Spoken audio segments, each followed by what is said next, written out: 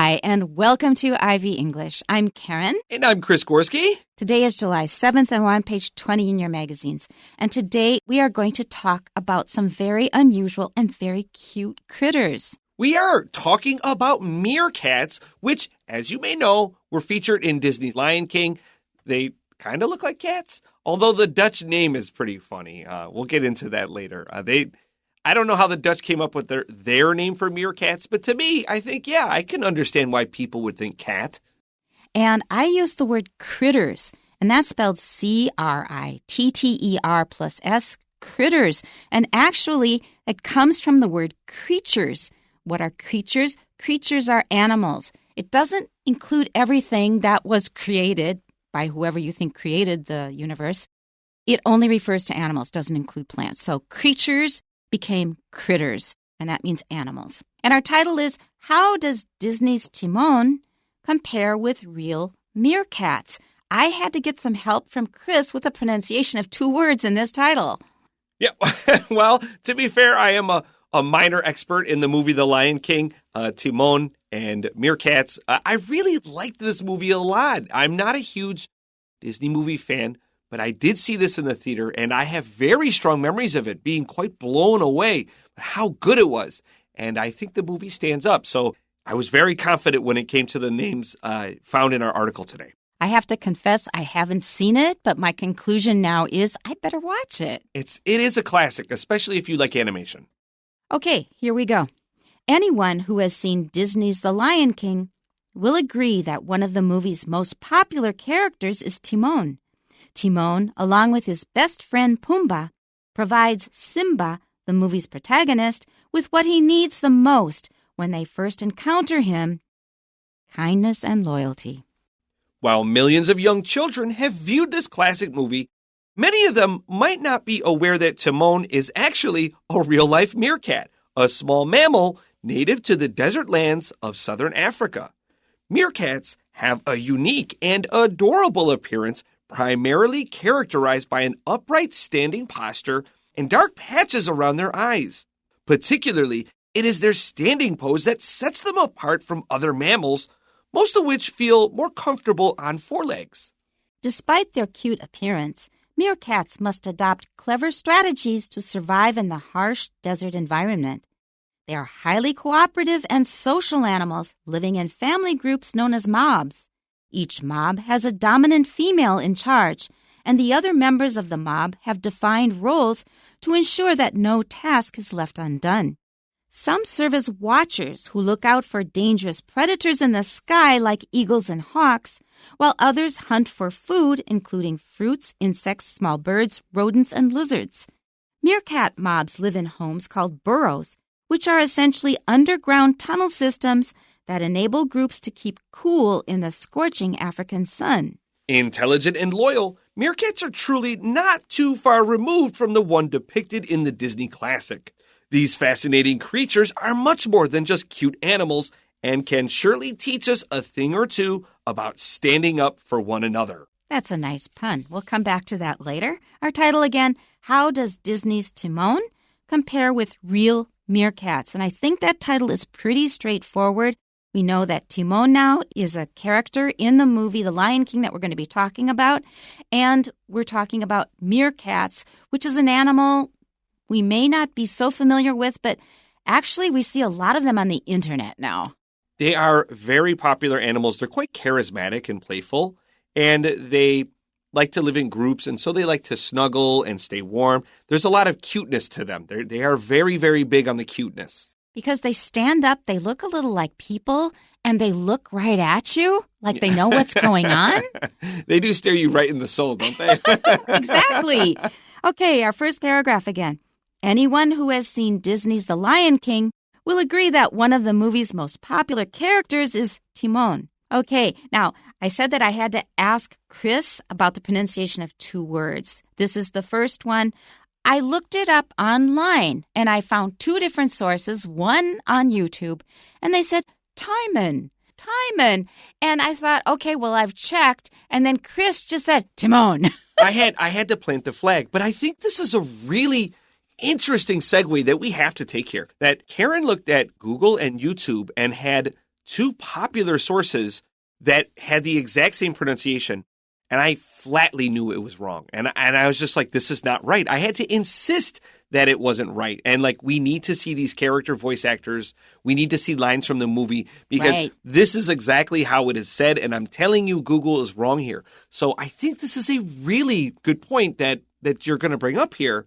We got to be careful of these sources. You really do have to be careful. There's so much information online that is incorrect, and especially when it comes to pronunciation, because I teach pronunciation and phonetics, so I need to use this stuff, but I no longer trust any of these videos. There's a site called Forva, and they are a collection of a lot of people reading supposedly the correct pronunciation of words. Many of them are wrong. Many are wrong. Never trust them. So in this situation, how do you get better information? Chris was absolutely right. He said, go and find a clip from the movie. Then you will get the right pronunciation. And that's what I did. And I got the right pronunciation. Yeah, absolutely. You nailed it now. And it's just one of those things. It's tricky because as a learner, when you don't have an authority that says, I know this is correct or incorrect, you could be left a little bit adrift. That's a tough one, isn't it? How do you judge it? That's right. That's a tough one. So in this case, Chris had a good idea. Go straight to the movie, or if you don't watch the whole movie, just find a little clip from the movie. They'll probably mention Timon, not Timon.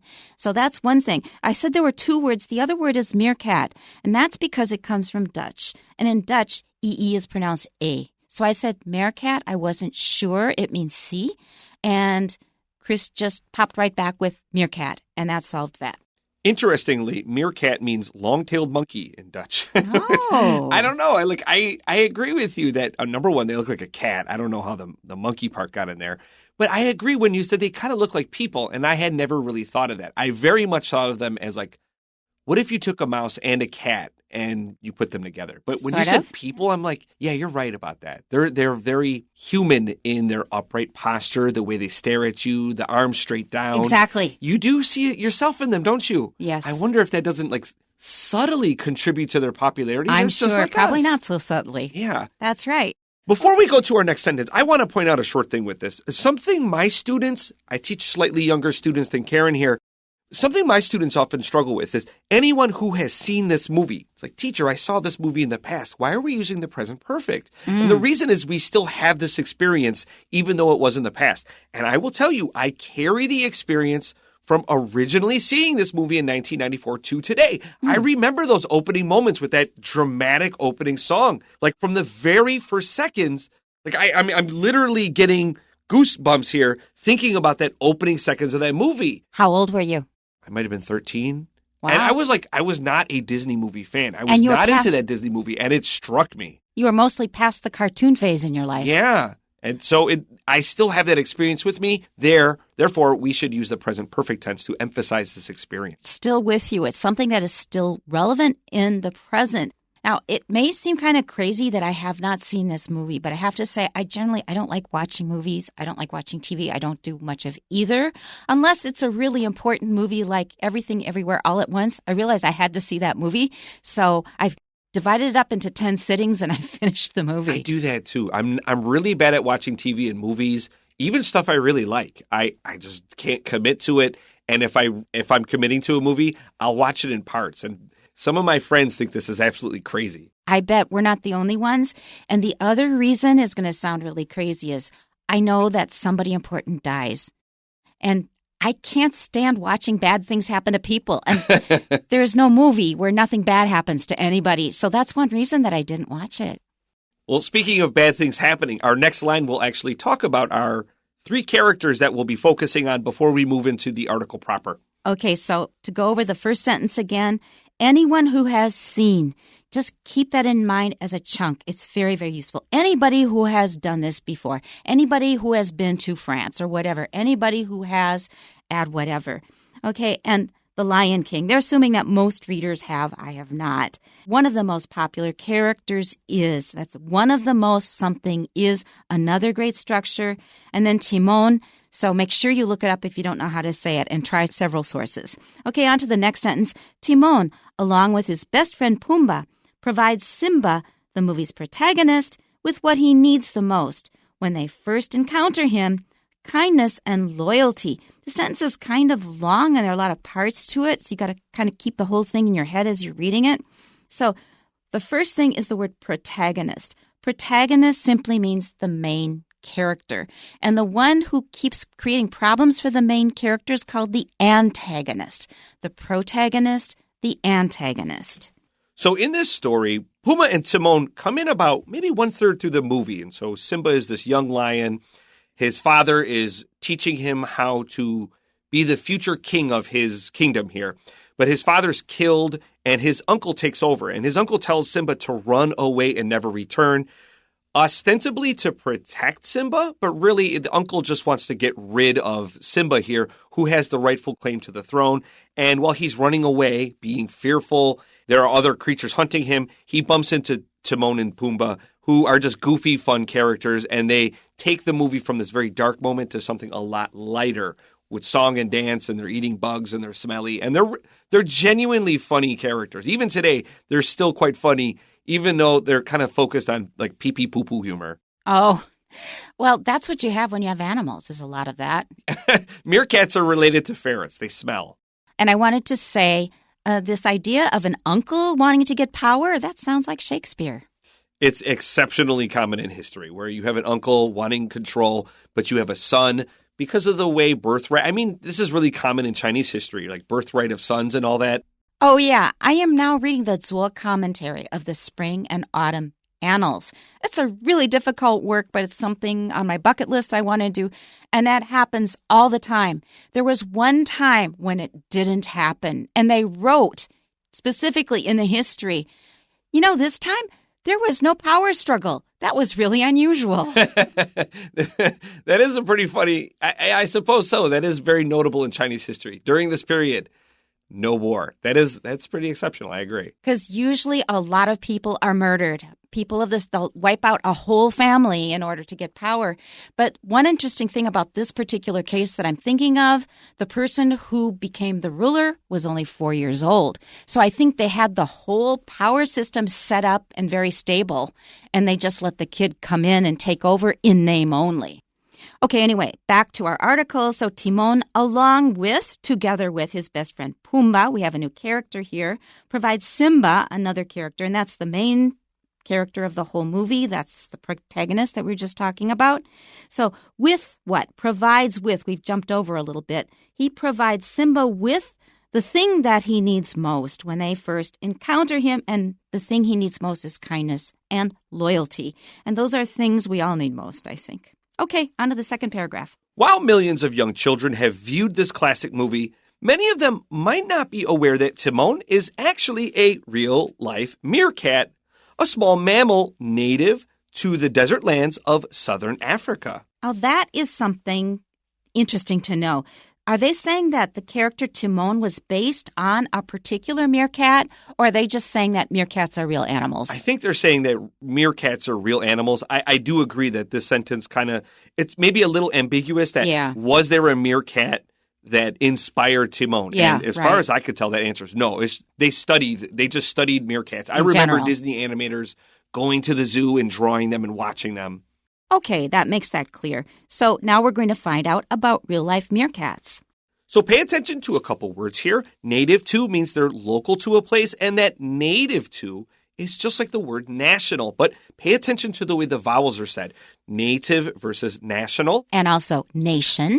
And, of course, probably the one that every teacher in the world just yells about. We don't say southern, we say southern with a short U sound. Please be careful of that, and be aware it just means to know something. And don't say southern. There's only one th sound, and it's southern. Let's move on to our next sentence. Meerkats have a unique and adorable appearance, primarily characterized by an upright standing posture and dark patches around their eyes. Right. And the arms hanging down, I think, is another really important thing, because they look at you like they're just waiting for you to tell them something. They live in grassy, dry areas, and they are colored the same color as dried grass. And so when they stand up, they can kind of peek out, except for their little eyes. And so they're quite good at camouflage. Hiding and camouflage. Yeah. They're pretty hard to spot unless you're really looking for them. Okay, so a unique, that means there's no other animal quite like them, and I think that's probably true. Adorable, when you see them, you just love them. You think they're so cute. Appearance is the way you look. Primarily means mainly or mostly. Characterized means it is in this aspect that they are unique and adorable. And what is that aspect? There are two of them. Standing up straight, an upright standing posture. Posture is the way you position your body. Upright, standing up straight instead of down on four legs, and dark patches around their eyes. Lots of animals have that, like pandas maybe. But that upright standing posture is really interesting. So meerkats actually have black skin, and the reason they do this is because they have that kind of tan fur on the outside so that they can camouflage and hide themselves in the grass. But being in the burrow underground that we'll talk about later gets them kind of cold, and so in the mornings they'll come up and they'll show their bellies, and that nice black belly helps absorb the sun. What an interesting fact. Let's continue. Particularly, it is their standing pose that sets them apart from other mammals, most of which feel more comfortable on four legs. It's interesting the way they phrase that, because that implies that most mammals do walk on four legs, but they could possibly stand up. You see videos of cats walking on two legs, and they're very funny. And bears especially, they can walk for quite a long time on just two legs. And then, of course, there are like orangutans and other monkeys that will often walk on two legs. Humans are really notable because we're bipedal. Bipedal means we walk on two legs mainly. Other animals can walk on their two legs, but they don't really mostly do that. When they're running away from something or trying to catch something, they will be on all four legs, and this is called quadrupedal. That's right. And if you are walking with four of your limbs, we can say you're crawling, or to get down on all fours. That's an idiom in English, to get down on all fours. Okay, let's go on to the next paragraph. Despite their cute appearance, meerkats must adopt clever strategies to survive in the harsh desert environment. So harsh just means brutal. It is not forgiving. Very extreme. It is very difficult to live there. And please be careful. Don't say must to adopt. Remember, must is a modal verb. We're not going to say must to. They are highly cooperative and social animals living in family groups known as mobs. And that also makes them more like people. We are also very social creatures. You may think, I don't like dealing with other people. I just want to hide away behind my computer. But we can't do that for very long. Humans really have to have other people around. I'm not sure I like the word mobs here. I think we discussed this before, where these animals, they have their cute little group names. I'm not a fan of this. I tried to find out if this is an accepted term or this is one of those cute, countable terms that we're just sticking on animals because it's funny. A murder of crows or like all of those. Pride. There are some that are accepted, such as a pride of lions. That is an accepted term. That's okay. So a meerkat lives in the southern deserts of Africa, and prior to the 1500s, most Europeans did not think humans could live south of the Sahara Desert. The ships couldn't get past it, and they assumed nothing could survive there. Therefore, this term, by definition, can't be all that old. And so it suggests to me that this is a modern term. I can't prove that it is or is not. I'm just not a fan of these like cutesy group I'm not names. either. Oh, I don't like them either. I feel it makes English harder, not easier. Yeah. And in addition, mobs is a very negative sounding word. If there is a huge crowd of people that is losing control, we'll say mobs of people stormed the Capitol or whatever. Or it means a collection of criminals. So mobs is not a really positive kind of word. Each mob has a dominant female in charge, and the other members of the mob have defined roles to ensure that no task is left undone. And that is one reason for the huge success of human beings on Earth. And that is that we can cooperate. You think that, we don't always get along well, which is true. But in general, think of how much we cooperate just to have our modern life. There's somebody in a store selling you stuff, giving you what you need. They give you your coffee in the morning. They have somebody who's built a building for you to live in. There's somebody else who's providing the heat. So you think of just about everything that we enjoy in modern life is because of humans cooperating and providing it for you. And also note the word defined roles. That means every person has a very special task, so everything gets done. Our next sentence, some serve as watchers who look out for dangerous predators in the sky like eagles and hawks, while others hunt for food, including fruits, insects, small birds, rodents, and lizards. So a rodent just as a mouse, and there's also an interesting characteristic between who hunts and who doesn't. And meerkats decide who the hunter is based upon who's hungry. So if you're hungry, you'll go hunt, and if not, you'll just stay home and you'll take care of the young meerkats and you'll teach them other things. And they're great teachers. They will actually give the youngest meerkats like dead animals to eat. And then once you grow a little bit bigger, they'll give you a injured animal to eat. And then once you become a pretty big meerkat, you have to hunt it yourself. And so they're very good at kind of leveling up their young to learn as they go along, which I thought was really clever. Very good educators, better than some humans are at teaching. Meerkat mobs live in homes called burrows, which are essentially underground tunnel systems that enable groups to keep cool in the scorching African sun. If you have been to New York City, you may know the history that the Dutch originally kind of colonized that area as the Europeans, and they called their areas burrows. And that's the same word here, although it's spelled differently. And a burrow is related to the word bury or bury, some people might say, and that means to cover with earth. How do you say it? Bury. Because I know that in Philadelphia, a lot of people say bury. Bury, yeah. Very good. Okay, so underground tunnel systems, that means that they connect. You know, it's not just one tunnel there, it's a whole bunch that connect together. Our final paragraph? Intelligent and loyal, meerkats are truly not too far removed from the one depicted in the Disney classic. I was really happy to learn that. So that motivates me even more to see the movie because a lot of times they make up all kinds of stuff that is just not true. But if it really is a lot like real meerkats, that makes it more interesting to me. When something is depicted, it's just shown. These fascinating creatures are much more than just cute animals and could surely teach us a thing or two about standing up for one another. So note the part in quotes and also this other idiom here. You know, I could show you a thing or two about pronunciation and phonetics. You know, I could teach you a thing or two.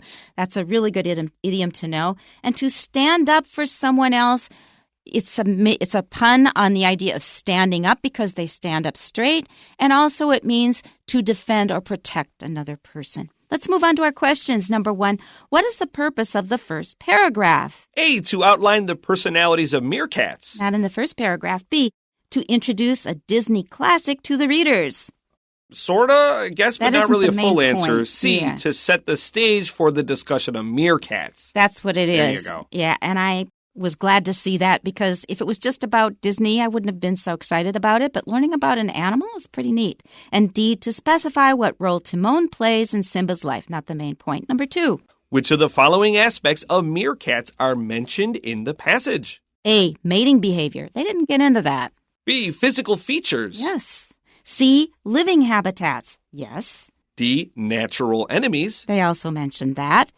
E, stress response. Did not mention it. F, dietary habit. So that means that the correct answer is B, which lists answers B, C, D, and F. Question 3. According to the passage, which of the following is a meerkat least likely to eat? And they've got 4 pictures here. The first one looks like a mouse. That would be a rodent. B would be fruit. C is insects. And then D is the hawk. Which is the right answer. That's right. So the meerkat doesn't eat the hawk. Yeah, gets eaten by the hawk sometimes. Question 4. What can be inferred about meerkats from the passage? A male meerkat rules over the whole family. No, in this case, they're matriarchal. That means the lady is in charge. B, the division of labor in their mobs is quite clear. And that is the correct answer. So we're going to stop there. Tune in next time. We'll see you then. Bye-bye. Bye-bye.